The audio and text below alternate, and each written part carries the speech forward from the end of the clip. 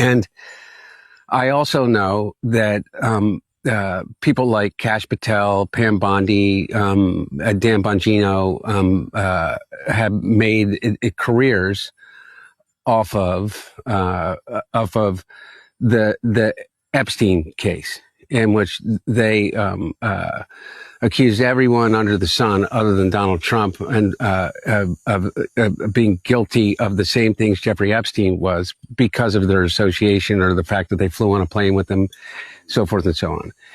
And one of the things that they was their main focus in 2024 was that they were going to get into these governmental departments that had control over these quote unquote files and lists and all of the things, and they were going to release them. And all of a sudden, now they're not.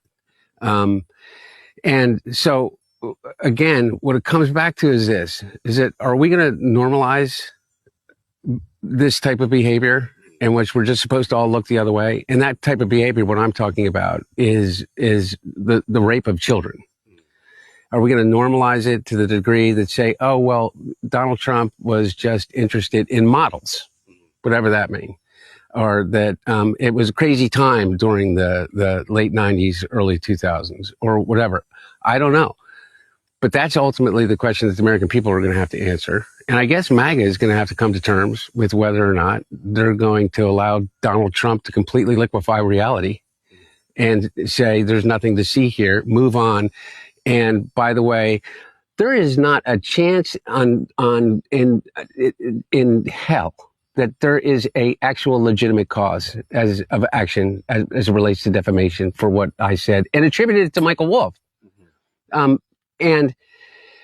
But if they want to go through the process, they know that it's going to cost an enormous amount of money to do it. And so, that's the only thing that I got to figure out. We got to get we got to figure out how the hell we're going to pay for it. Yeah. But how much do you think it would cost?